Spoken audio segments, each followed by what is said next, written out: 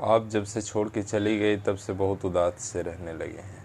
इंतज़ार करते हैं हमेशा आपका, मोबाइल का मैसेज चेक करते हैं, राहें देखते हैं, कॉल डिटेल चेक करते हैं कि काश एक कॉल आ जाता।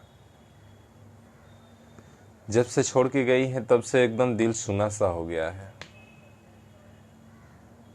न जाने आपको याद आता भी होगा कि नहीं। अब तो शादी कर ली,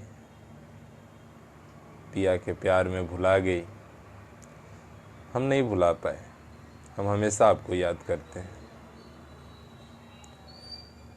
अब तो बस पहले थोड़ा सा सुकून भरा ज़िंदगी मिल जाता था जब आप बात कर लेती थी, अब तो वो भी बंद कर दिए।